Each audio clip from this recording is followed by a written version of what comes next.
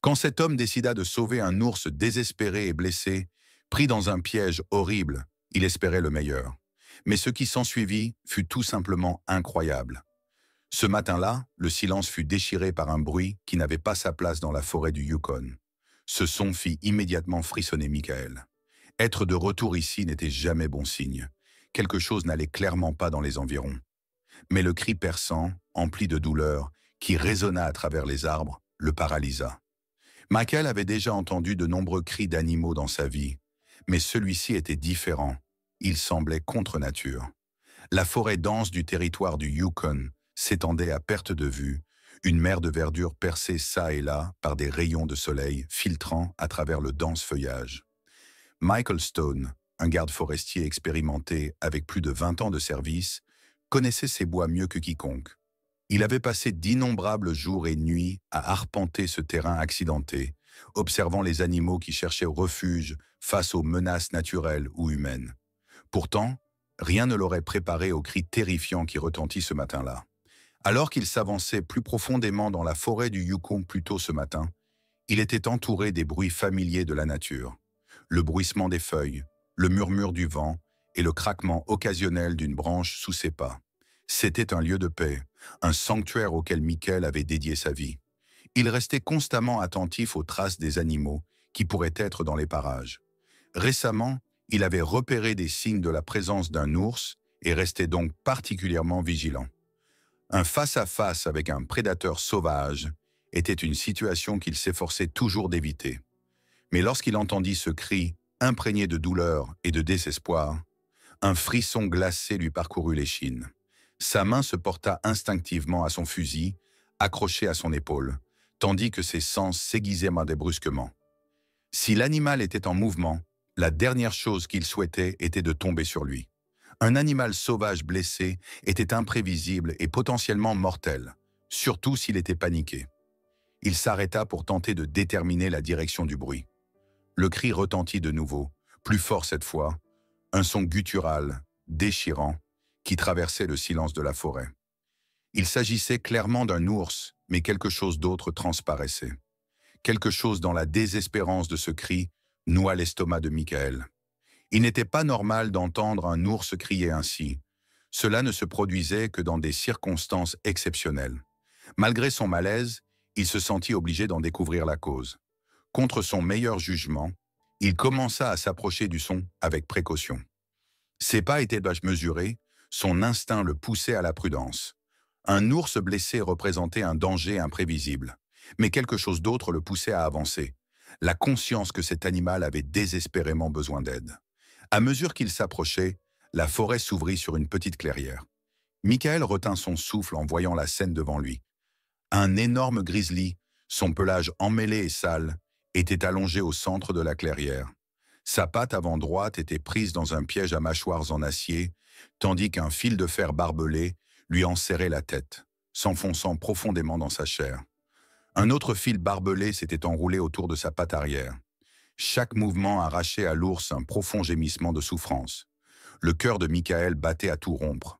Il avait déjà vu les conséquences du braconnage, des animaux mutilés ou tués pour le plaisir, abandonnés dans la nature.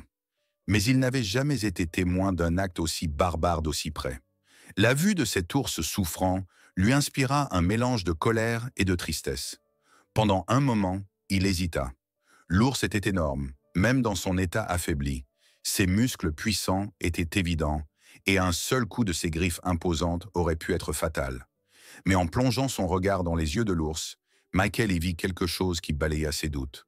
Dans ses yeux, il y avait de la peur, certes, mais aussi autre chose.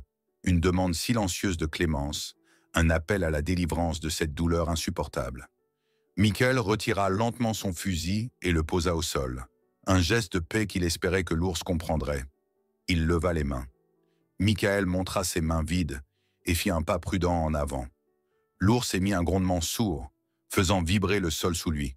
Michael s'arrêta net, son cœur battant à tout rompre. « Ça va aller, grand gars » murmura-t-il doucement, sa voix ferme malgré l'adrénaline qui pulsait dans ses veines. « Je suis là pour t'aider. » Le grognement de l'ours s'atténua légèrement, bien que ses yeux restassent fixés sur Michael, observant chacun de ses mouvements.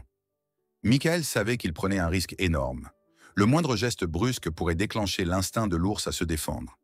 Mais il ne pouvait pas laisser l'animal continuer à souffrir, ainsi jusqu'à ce que la mort le libère. Il s'approche lentement de l'ours, chaque pas mesuré et calculé. Lorsqu'il fut suffisamment prêt pour toucher l'animal, il s'agenouilla à ses côtés et examina le piège qui s'était refermé sur sa patte. Les mâchoires d'acier s'étaient profondément enfoncées dans la chair et du sang s'échappait de la blessure. Michael sentit son estomac se nouer à cette vue, mais il se força à rester concentré. « Je vais te sortir de là », dit-il doucement. Il n'était pas certain que l'ours puisse comprendre ses paroles, mais il espérait que le ton de sa voix transmette ses intentions. Avec une précision méticuleuse, Michael plongea la main dans son sac à dos et en sortit une pince coupe-boulon. L'ours le regardait, sa respiration courte et laborieuse. Chaque seconde semblait durer une éternité, alors que Michael positionnait la pince sur le piège en acier. Avec un grognement d'effort, il serra les poignets. Le métal résista avant de céder finalement. Dans un bruit sec, le piège s'ouvrit, libérant la patte de l'ours. L'animal laissa échapper un rugissement de douleur et agita frénétiquement ses pattes dans la terre. Michael recula instinctivement, mais l'ours n'attaqua pas.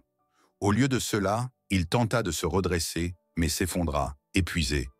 Michael se tourna ensuite vers le fil de fer qui enserrait le cou de l'ours. Avec précaution, il coupa le fil, qui s'était profondément incrusté dans la chair.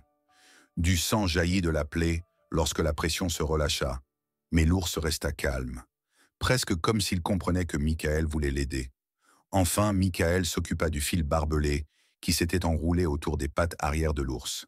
Ce fut un processus laborieux, chaque piquant tirant sur la chair à mesure que Michael s'efforçait de le détacher. Lorsque la dernière portion de fil barbelé fut retirée, Michael se laissa tomber à genoux, haletant. L'ours resta immobile, sa poitrine se soulevant et s'abaissant difficilement. Il était libre, mais loin d'être hors de danger. Michael sortit son téléphone. Ses doigts tremblaient alors qu'il composait le numéro de la clinique de faune la plus proche. La ligne sonna une fois, 2 fois, avant qu'une voix ne réponde. « Ici la clinique de la faune du Yukon. Comment pouvons-nous vous aider ?»« Ici le ranger Michael Stone, » dit-il, sa voix devenant plus assurée à mesure qu'il parlait. « J'ai trouvé un ours blessé pris dans un piège. J'ai besoin d'une équipe de secours immédiatement. »« Reçu, Ranger Stone. Nous envoyons une équipe sur place. Pouvez-vous nous donner vos coordonnées ?» Michael énonça sa position sans quitter l'ours des yeux. L'animal restait allongé, les yeux à demi clos, comme s'il était sur le point de perdre connaissance. Il savait que l'ours était dans un état critique. Sans soins médicaux rapides, il ne survivrait pas longtemps. « Tiens bon, mon grand, » murmura Michael, plus pour lui-même que pour l'ours. L'aide est en route. Les minutes s'éternisèrent, chacune d'elles semblant durer 1 heure. Michael surveillait les environs, restant alerte face à une éventuelle présence des braconniers qui avaient posé les pièges. Il n'avait aucun doute qu'ils étaient encore dans les parages. L'idée de devoir les affronter fit monter une vague de colère en lui. Finalement, le bruit lointain d'un véhicule qui approchait brisa le silence. Michael se redressa et agita la main lorsque le camion de la clinique de faune apparut. L'équipe, un vétérinaire et 2 assistants, déchargea rapidement son matériel et s'approcha prudemment de l'ours. « Mon Dieu !» murmura le vétérinaire en voyant l'état de l'animal. « Quels monstres peuvent faire une chose pareille ?»« Des braconniers !»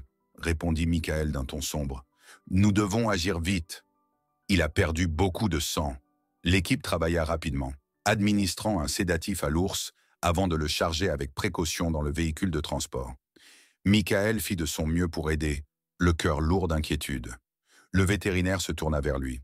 « Nous ferons tout notre possible, mais je vais être honnête. Son état est critique. »« Je comprends, » répondit Michael tendu. « Faites simplement de votre mieux. » Le moteur du camion rugit et le véhicule s'éloigna sur la route de terre. Le sort de l'ours était désormais entre les mains des spécialistes de la clinique. Michael regarda le véhicule s'éloigner jusqu'à ce qu'il disparaisse à l'horizon. Un sentiment d'impuissance l'envahit, mais il ne pouvait réprimer la colère qui bouillonnait sous la surface. Quelqu'un avait fait ça à cet animal, et ces personnes étaient toujours en liberté, prêtes à causer d'autres souffrances. L'idée était insupportable.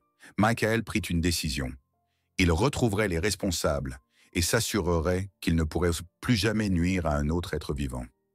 Les jours qui suivirent furent marqués par la frustration et des impasses. Michael passa chaque minute de veille à traquer les braconniers, mais ils étaient insaisissables et ne laissaient aucune trace derrière eux. Michael installa des caméras de surveillance dans des zones de chasse connues, espérant surprendre les braconniers en flagrant délit. Mais la forêt restait étrangement silencieuse. Parallèlement, les nouvelles de la clinique étaient rares et inquiétantes. L'ours que le personnel avait baptisé Bruhan était suspendu à un fil. Ses blessures étaient graves et une infection s'était déclarée. L'équipe vétérinaire travaillait sans relâche pour le sauver, mais aucune garantie ne pouvait être donnée. Michael ressentait une angoisse croissante. Il devait retrouver les responsables avant que Bruhan ne soit relâché dans la nature. L'idée que l'ours puisse à nouveau être capturé, ou pire encore, tué, lui était insupportable. Tard dans la nuit, le téléphone de Michael vibra, le tirant de son sommeil. Il l'attrapa et plissa les yeux pour regarder l'écran. Une alerte provenant d'une des caméras de surveillance qu'il avait installées. Le cœur battant, il sauta hors du lit, s'habilla rapidement, attrapa ses affaires et se mit en route dans l'obscurité. Son souffle formait de petites nuées dans l'air frais. La forêt était silencieuse, à l'exception du craquement de ses bottes sur le sol, alors qu'il suivait le signal de la caméra. Plus il s'enfonçait dans la forêt, plus son appréhension grandissait. La caméra avait détecté un mouvement dans un coin reculé de la forêt, un endroit éloigné des sentiers, idéal pour des braconniers voulant agir en toute discrétion. À mesure qu'il approchait de l'endroit, la forêt devenait plus sombre. Les arbres semblaient en se refermer sur lui. Michael ralentit son pas et avança aussi silencieusement que possible. La dernière chose qu'il souhaitait était d'alerter quelqu'un. Il finit par atteindre la clairière où se trouvait la caméra. La lumière de la lune perçait à travers les arbres, projetant de longues ombres sur le sol. Michael se baissa et examina les environs. Rapidement, il repéra un piège fraîchement posé, dont les mâchoires d'acier brillaient sous la lumière pâle. Son cœur manqua un battement. Ils étaient passés par ici. Avant qu'il ne puisse réagir, un craquement sec résonna à travers la clairière. Michael se retourna brusquement, et le faisceau de sa lampe torche perça l'obscurité. Une silhouette ombragée avançait vers lui, la forme d'un fusil visible sur l'épaule de la personne. Sans hésiter, Michael se jeta sur la silhouette et la fit tomber au sol. L'homme se débattit, mais Michael était plus fort. Poussé par la colère accumulée au fil des jours, il le maîtrisa. Michael braqua le fusil de l'homme sur lui et le maintint au sol. Le faisceau de sa lampe éclaira le visage d'un homme d'âge moyen, dont les yeux s'écarquillèrent de peur. « Qui es-tu » demanda Michael d'une voix basse mais menaçante. « Pourquoi fais-tu ça » L'homme resta silencieux, ses yeux scrutant les environs comme s'il cherchait une issue. « Réponds-moi, non » cria Michael en le secouant violemment. « Combien de pièges as-tu posés » Finalement, l'homme craqua. Sa voix tremblait alors qu'il bégayait. « Je suis désolé, je ne voulais pas, je voulais juste gagner de l'argent. » « Gagner de l'argent en torturant des animaux » répéta Michael avec un mépris glacial. « Tu vas payer pour ça. » Michael sortit son téléphone et appela la police. En attendant leur arrivée, il maintint fermement le braconnier au sol. L'homme ne résista pas lorsqu'il fut finalement menotté et emmené. La tête basse, honteux, il suivit les policiers tandis qu'ils sécurisèrent la scène du crime et collectèrent des preuves. Les pensées de Michael retournèrent à Bruhan, l'ours qui avait souffert à cause de la cupidité de cet homme. Combien d'autres animaux avaient probablement subi le même sort? La police remercia Michael pour son intervention, mais leurs paroles ne purent apaiser le nœud de colère dans sa poitrine. Il avait arrêté un homme, mais il savait qu'il y en avait d'autres qui attendaient leur prochaine opportunité. Les jours qui suivirent l'arrestation furent entendus. Michael se rendit à la clinique aussi souvent que possible pour se renseigner sur les progrès de Bruhan. L'ours restait sous sédation, son état stable mais fragile. Le personnel de la clinique faisait tout son possible, mais l'étendue des blessures signifiait que la guérison serait longue et incertaine. Bruhan devait surmonter le traumatisme et le choc qu'il avait subi, un défi difficile à relever. Michael s'accrochait à l'espoir que Bruhan serait une exception.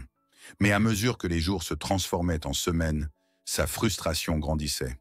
La clinique voulait relâcher Bruhan dans la nature dès que possible, mais Michael ne pouvait se débarrasser de la peur que cela soit prématuré. Bien que les braconniers soient restés calmes depuis l'arrestation, ils ne pouvaient pas croire qu'ils avaient disparu pour de bon. Enfin, le jour arriva. Lorsque la clinique décida qu'il était temps de libérer Bruhan, Michael était sur place pour observer l'équipe charger délicatement l'ours dans une caisse de transport. L'ours était encore faible, mais vivant. Ses blessures cicatrisaient, bien que les cicatrices l'accompagnent pour le reste de sa vie. Alors qu'ils traversèrent la forêt en camion, Michael ne pouvait réprimer un sentiment d'angoisse. Il avait fait tout ce qui était en son pouvoir pour protéger Bruhan. Mais une fois l'ours libéré, il serait de nouveau livré à lui-même. Ils atteignirent enfin une zone reculée de la forêt, loin de tous les sites connus de braconnage. L'équipe ouvrit prudemment la caisse et Bruhan en sortit. Sa silhouette massive avançait lentement, mais avec assurance.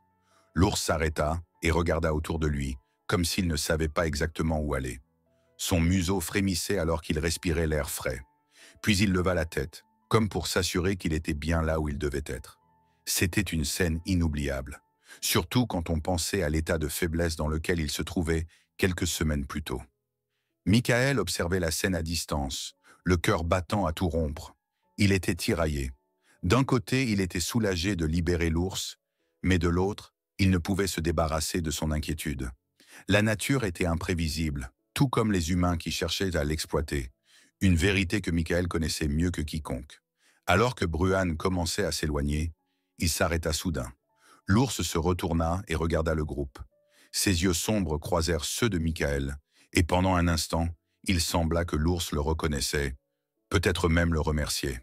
Les larmes montèrent aux yeux de Michael, alors qu'il regardait Bruhan disparaître dans la forêt. L'équipe commença à ranger son matériel et à se préparer pour le retour. Mais Michael resta immobile, fixant la direction où l'ours s'était enfui. Il savait qu'il ne pouvait pas protéger Bruhan pour toujours. La forêt était immense, et chaque recoin cachait des dangers. Mais il savait aussi, avec la même certitude, qu'il ne cesserait jamais d'essayer. Tant qu'il respirerait, il se battrait pour les créatures qui appelaient cet endroit leur maison. Si ce n'était pas Bruhan, ce serait un autre animal innocent qui mériterait sa protection. Tandis qu'il retournait à son camion, Michael jura silencieusement qu'il traquerait les autres braconniers, peu importe le temps que cela prendrait. Il ferait en sorte qu'ils perdent pour la souffrance qu'ils avaient infligée à Bruhan et à d'autres animaux. Lorsque le moteur du camion démarra et que le véhicule s'engagea sur le chemin de terre, la forêt se referma derrière eux. Les arbres murmuraient leurs secrets au vent, mais Michael savait une chose avec certitude. Il reviendrait et ne cesserait jamais de se battre pour la nature.